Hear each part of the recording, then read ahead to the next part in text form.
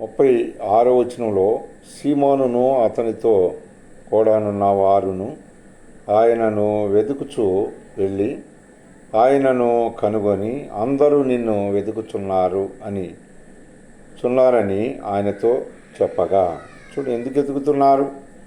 దేవాది దేవుడు ప్రభువైన యేసుక్రీస్తు వారి దగ్గర ఎందుకు వీళ్ళు వెతుకుతున్నారు అంటే, చూడండి, దేవుని యొక్క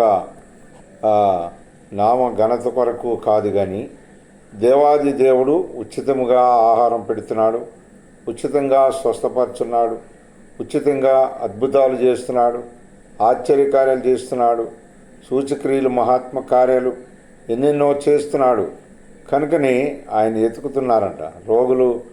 రోగాలు పోవాలంటే ఆయన ఏం డబ్బులు తీసుకోవట్లేదు, వ్యాధులు పోవటానికి డబ్బులు తీసుకోవట్లేదు, దయాలు పోవటానికి డబ్బులు తీసుకోవట్లేదు, ఏమీ కూడా ఆయన మరి బిల్లు అనేది వేయకోకుండా ఉచితముగా ఆయన మానవుడికి మేలు చేస్తున్నాడు.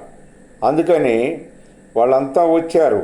కానీ దేవాది దేవుడు ఏమంటున్నాడు అంటే, చూడండి, ఆయనను కనుగొని అందరూ నిన్ను వెతుకుచున్నారని ఆయనతో చెప్పగా, ఆయన ఇతర సమీప గ్రామంలో నేను ప్రకటించున్నట్లు వెళ్ళుదము రండని, చూడక్కడ సువార్త చేయటానికి వెళ్దాం రండని చెప్తున్నాడు. కనుకని సువార్త ముఖ్యం.